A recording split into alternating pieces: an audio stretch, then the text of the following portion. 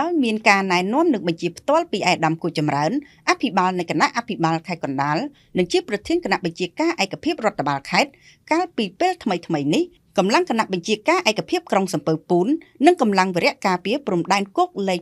605បានចុះធ្វើរដ្ឋបាលដោយអនុវត្តតាមអនុក្រឹត្យលេខ03របស់រាជរដ្ឋាភិបាលកម្ពុជាស្តីពីការគ្រប់គ្រងសន្តិសុខសុវត្ថិភាពតាមទីតាំងរស់នៅប្រមូលផ្ដុំបានចុះធ្វើការត្រួតពិនិត្យនៅចំណុចអគារជួល SSLN ស្ថិតនៅភូមិជ្រៃធំសង្កាត់សំពើពូនក្រុងសំពើពូនខេត្តកណ្ដាលមាន4ជាន់ស្មើនឹង140បន្ទប់ដោយបានធ្វើការឃាត់ខ្លួនមនុស្សសរុបចំនួន68នាក់ស្រី14នាក់ក្នុងនោះជនបរទេស67នាក់ស្រី13នាក់ព្រមទាំងដកហូតវត្ថុតាងរួមមានកុំព្យូទ័រទូរស័ព្ទដៃនិងសម្ភារៈមួយចំនួនផងដែរបន្ទាប់ពីធ្វើការឃាត់ខ្លួននិងដកហូតសម្ភារៈរួចមកក្រុមការងារត្រួតពិនិត្យលើឧបករណ៍អេឡិចត្រូនិកបានរកឃើញពីសញ្ញានៃសកម្មភាពបទល្មើសបច្ចេកវិទ្យា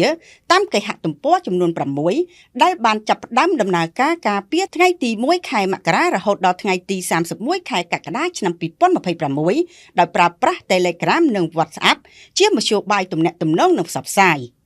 ចំពោះមនុស្សទាំង68នាក់រួមជាមួយវត្ថុតាងត្រូវបានកសាងសំណុំរឿងបញ្ជូនទៅតុលាការដើម្បីអនុវត្តតាមច្បាប់ចំពោះទីតាំងអគារជួល SSLN បានធ្វើការបិទសៀលតាមនីតិវិធីច្បាប់